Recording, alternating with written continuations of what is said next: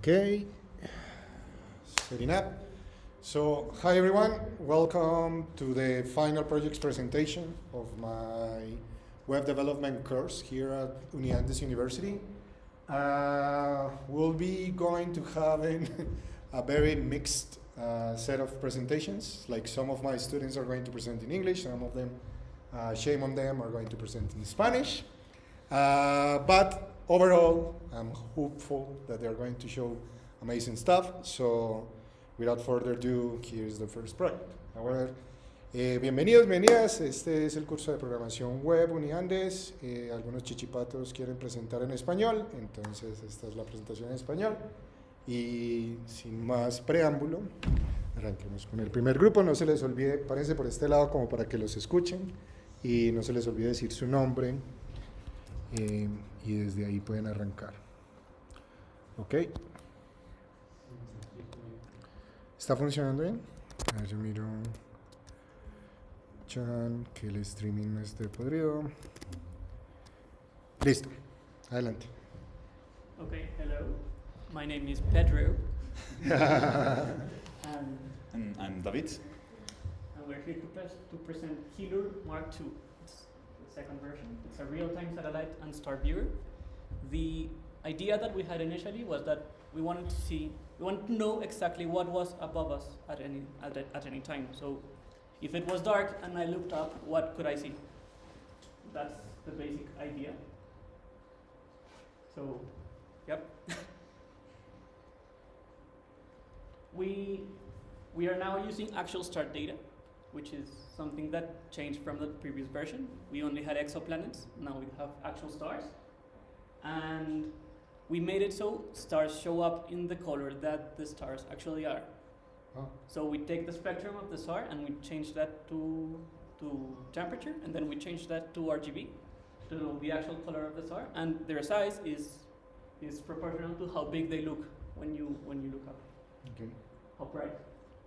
This is basically how it works. So we have like a dome above you, and that's the stuff that you can see when you look up. And it has a cut-off distance, since, well, there's probably mountains or stuff near the horizon, so that part is not visible. Para que puedas ver acá. You want Well, to see we're proud of everything, basically.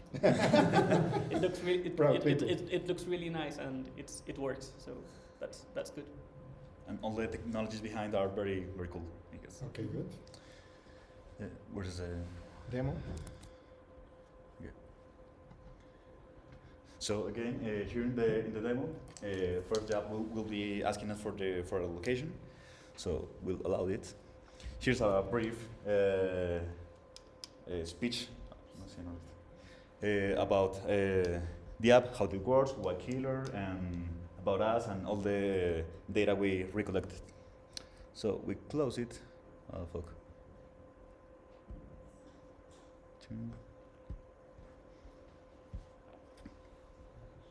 We were having a problem with the database. It was we're having trouble with the amount of requests that we have made in the recent days to our Mongo database. So it may take a little while. Okay. But well, from the previous release, when we changed also the change location, previously we had to insert the coordinates, location and longitude, and now we have a map from Google Maps. So Good. So we're in the middle of the ocean? I don't know. Yeah, because the 0 location is like in the So middle it of the hasn't Atlantic. captured the location yet? It seems so. I wonder if it is because I'm in incognito mode in Can we open it in? Chrome maybe? Yeah, please. That will be more requests. No, yo no creo. No?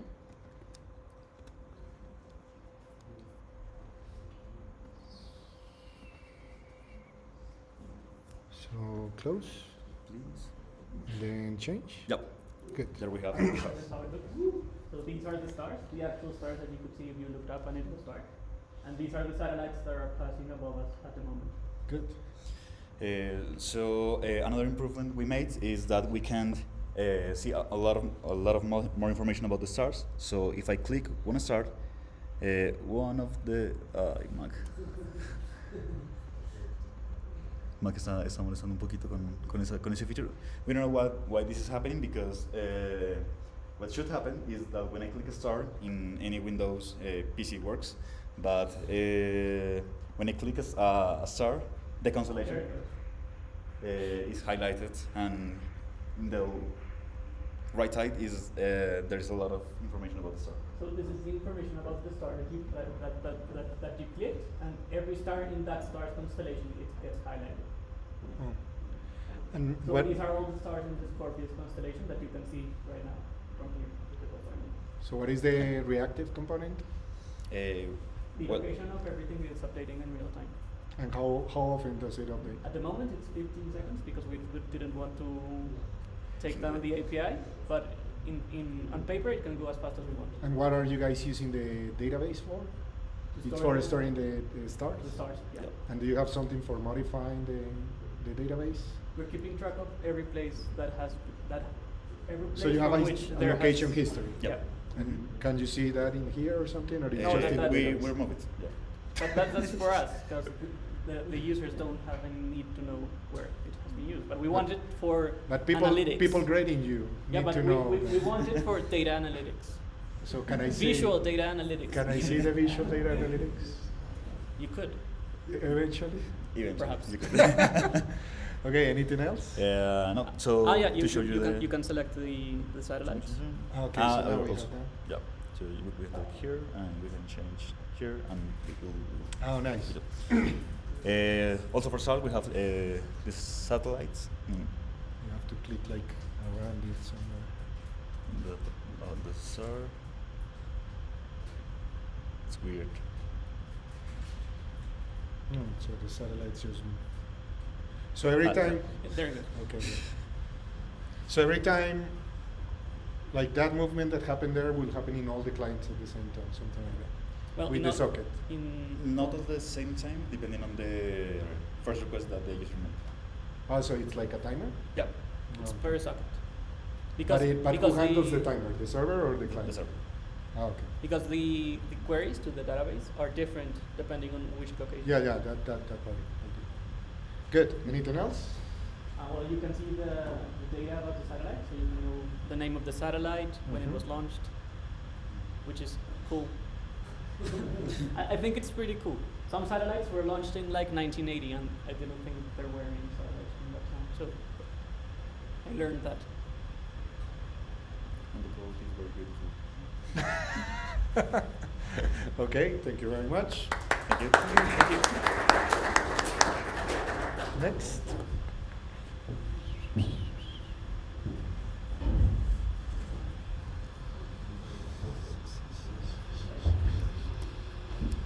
¿Quién sigue? ¿Cuál es? Yo estoy señalándole el. ¿Acá? ¿Este?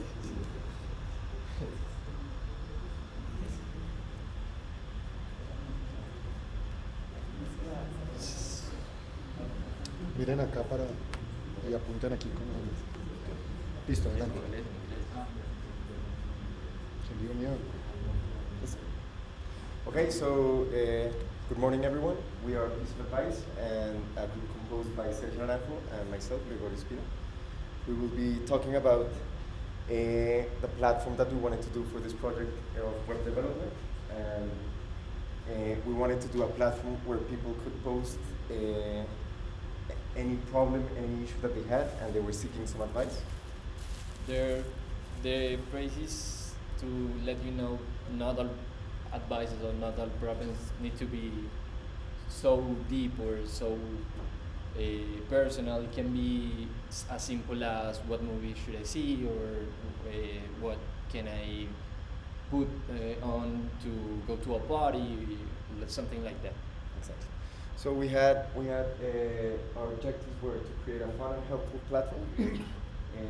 We wanted to create a community of people, and we wanted also to be able to very easily see which were the most. We wanted to filter by the most relevant and the most viewed and liked posts. So it was very important for us to have those features. So from the usability tests that we did prior to the final release, we found that we were combining different layouts, and our interface was not matching from the previous project. The menu for posting new content was very hard to find, and we were having some problems with the size of some of the advice cards in the interface. And we will show you in a second how we fixed all this and how it's improved from the last time. So we changed especially the graphic part of the page. We created a new part, which is the filter tag, and we created these 4 cards that represent the 4 most viewed problems, most liked problems. Then in the advice page, we created the new advice cards a little less simple. I think there was Stand here so they can hear you. in the first the first iteration. It was a lot of information to take in, so we reduced the information we wanted to use to show the user. And we improved it, so now you can like the post and you can like the individual advice, so that it can sort and filter through the most relevant advices and most relevant posts. So our challenges, we had a couple of challenges deploying with the WebSockets. We found that it was very different to our previous projects on Meteor.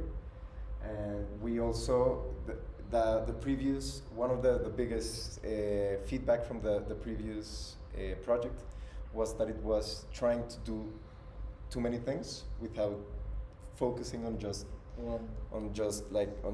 one issue and just one user problem. So what we try to do is we try to make it as simple as possible. We included a movies API with which you can recommend some movies, but it's much more streamlined. So let's see now the